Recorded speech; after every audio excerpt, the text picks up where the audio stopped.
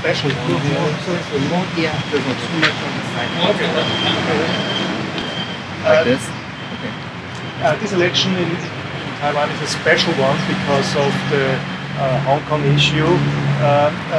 Do you mind some, in general, do you mind some interference from China here in this campaign?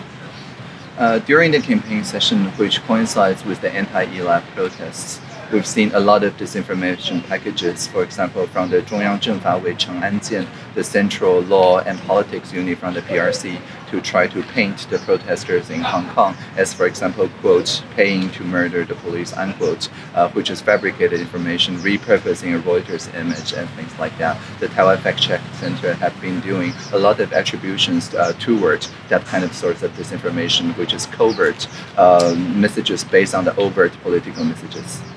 How big is the influence? The influence is literally every day. If you look at the Line dashboard, which is a corporate social responsibility building from the Line, it is a website that is built around the collaboration of the 4 fact-check partners. And so you can see easily the hundreds of thousands of flagged disinformation, just like people flagging as spam, that lands on the Line dashboard. Yeah. And the voters have an eye on this, do you think? Or yeah, of course.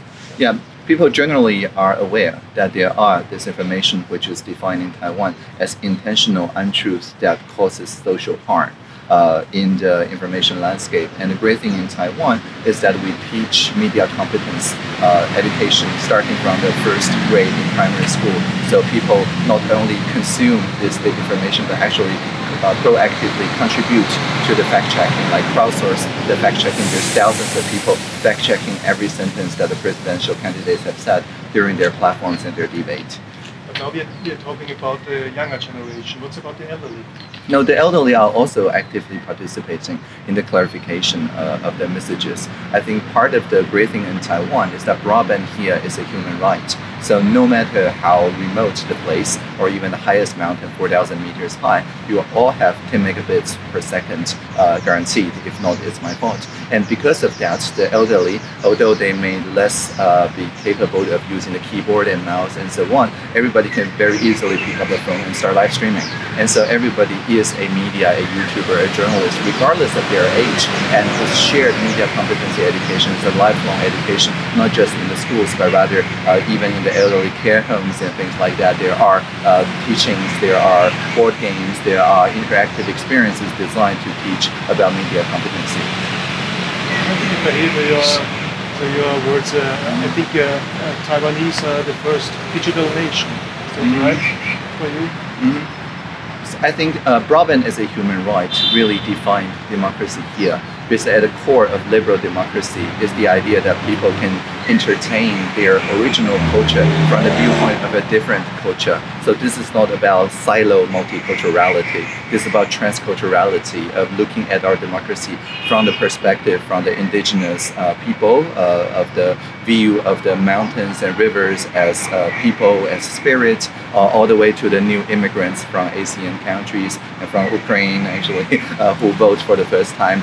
Rui Sha was the ambassador for voting for the Central Election Committee this time because she got her right to vote here in Taiwan and so on. And so basically this is becoming more like, say, Switzerland, where the common polity is centered around a democratic process that is enhanced, not replaced by the digital technologies, instead of around any particular culture or ethnicity. At the end, another issue, please. There was, I think last year, surprising verdict of the High Court about LGBT.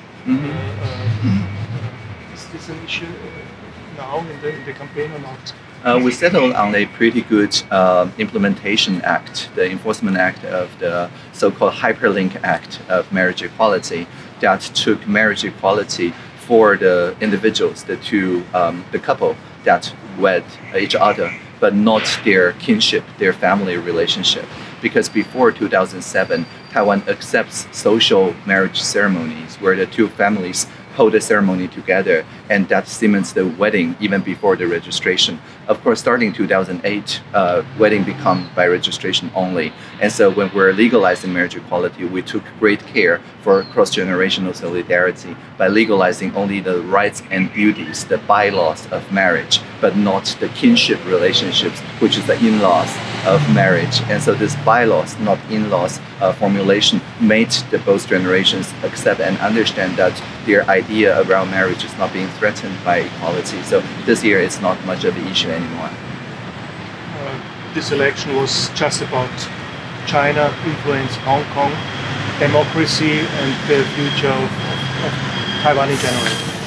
Yeah, I think this election is fundamentally about Taiwan's message to the world that we are firmly part of the liberal democracies, that in the face of the authoritarian threat of the liberal democratic order, we are discovering ways to disarm this information without compromising on the freedom of speech and freedom to assemble. And this is something that can be broadly applicable to every other liberal democracy as well, against, say, exclusionary populism.